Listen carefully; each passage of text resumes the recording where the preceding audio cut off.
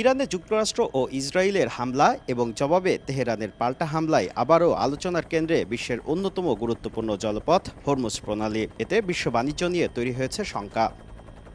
সিংহভাগ এলএনজি কাতার থেকে আমদানি করে বাংলাদেশ, যা হরমুজ প্রণালী দিয়ে আসে। পাশাপাশি এই নৌপথ ব্যবহার করে ইরাক, ইরান, কাতার, কুয়েত, বাহরাইন, সংযুক্ত আরব আমিরাত ও সৌদি আরব এই 7 দেশের সঙ্গে বাংলাদেশের পণ্য আনা নেওয়া হয়। এমন প্রেক্ষাপটে সোমবার সচিবালয়ে ভারতীয় হাই কমিশনারের সঙ্গে বৈঠক শেষে বাণিজ্যমন্ত্রী জানান, জ্বালানি ও খাদ্যপণ্যের পর্যাপ্ত মজুত থাকায় হরমুজ প্রণালী বন্ধ হলেও এই মুহূর্তে দেশে কোনো সংকট হবে না। তো এরকম পরিস্থিতির উদ্ভব হলে জাহাজ ভাড়া বেড়ে যায়, আর এটা তো সবাই আমরা বুঝতেই পারি। জাহাজ ভাড়া বেড়ে গেলে প্রত্যেকটা পণ্যের উপর সেটার একটা প্রভাব হয়। এই মুহূর্তে এত আশঙ্কার মধ্যে আমি যাব না। আমরা দেখি পরিস্থিতিটার কিভাবে সামনের দিকে কিভাবে এগিয়ে যায়। নিত্য প্রয়োজনীয় আমদানি পণ্য, আমাদের জ্বালানি, এই সমস্ত দিক দিয়ে শঙ্কার কোনোই কারণ নাই। বাণিজ্য মন্ত্রীর সঙ্গে বৈঠক শেষে প্রণয় ভার্মা বলেন, সম্পর্কের স্থবিরতা কাটিয়ে দুদেশের মধ্যে বাণিজ্যিক সম্পর্ক আরও জোরদার করতে চায় Bharat. I conveyed our willingness to closely engage